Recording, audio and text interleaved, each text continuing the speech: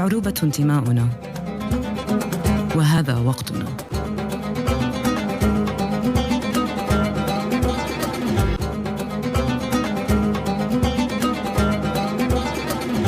شاهد، الجديد كلياً.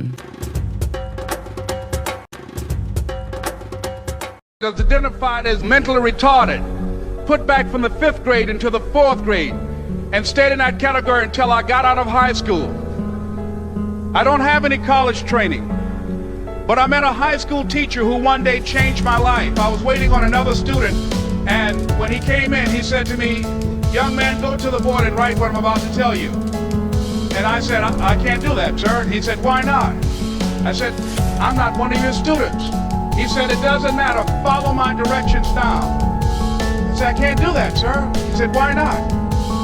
I said, "Because I'm educable mentally retarded." And he came from behind his desk and he looked at me. He said, "Don't ever say that again. Someone's opinion of you does not have to become your reality." And as he talked, my heart began to beat fast. Tears began to run by my eyes, and I was in the back just listening to him, because the speech he was giving, that speech was for me. And he said, "Les Brown," he said, "if you want to do anything worthwhile in life, you've got to be hungry." I told Mr. Washington I wanted to become a disc jockey.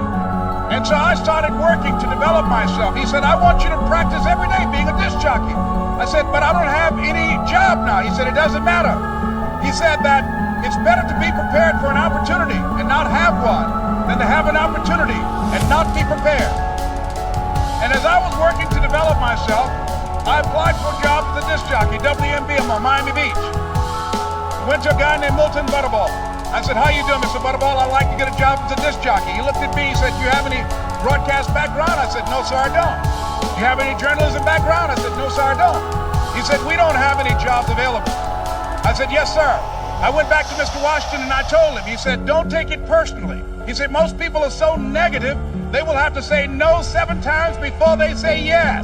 He said, "Go back again." So I went back again. I said, "How you doing, Mr. Butterball? My name is Les Brown." He said, "I know what your name is. What do you want?" I said, "I'd like to know whether or not you have any jobs at disc jockey, sir." He said, "Didn't I just tell you yesterday we didn't have any jobs?" I said, "Yes, sir, but I know whether or not somebody got laid off or somebody was fired, sir." He said, "No one was laid off or fired. Now get on out of here." I came back the next day like I was seeing him for the first time. I said, "Hello, Mr. Butterball, how are you?"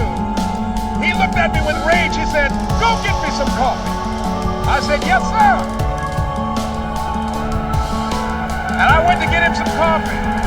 After a while, I would give them lunch and dinner, and I would go in the control rooms and take the disc jockeys their food, and I would not leave until they would ask me to leave. One Saturday afternoon, while I was at the radio station, a guy named Rock was drinking while he was on the air.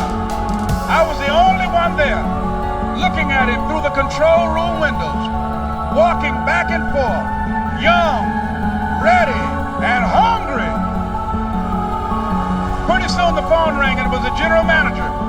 And I answered the phone. I said, "Hello?" He said, "Les, this is Mr. Klein." I said, "I know." He said, "Rock can't finish his program." I said, "I know." He said, "Would you call one of the other DJs in?" I said, "Yes, sir." I hung the phone up. I said, "Now he must be think I'm crazy."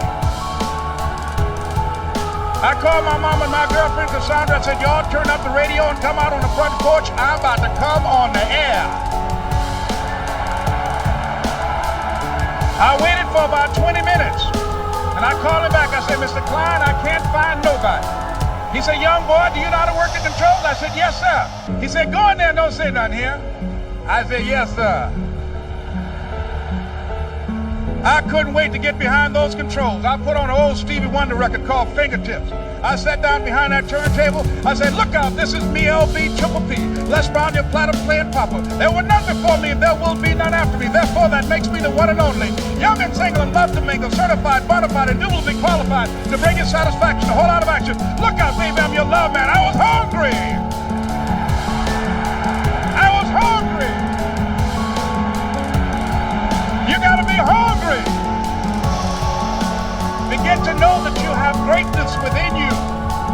And if just one of you here begin to envision yourselves as being blessed and highly favored to reach your goes, if just one of you capture the essence of what that means, that you have greatness within you and a responsibility to manifest that greatness, that you can make your parents proud, you can make your school proud, you can touch millions of people's lives, and the world will never be the same again because you came this way. It was hard, ladies and gentlemen, coming to speak to people. And I was facing financial difficulties in my own life. I was behind on my bills and my dreams, and I'm saying to them, you can live your dream. It was hard, ladies and gentlemen. It was very difficult to pick myself up each day believing that I could do it. There were times that I doubted myself. I used to ask myself, can I do this? And something said within me, you're the one. Don't give up on your dream. By continuing to push forward, by continuing to run toward my dream, that one day I would have my own talk show. It's a long shot, ladies and gentlemen, from Liberty City, an abandoned building on a floor, never knowing my mother or father. It's a long shot. Being here with you today in this dome in Atlanta, it's a long shot. No college training, labeled educable, mentally retarded, but I kept running toward my dream.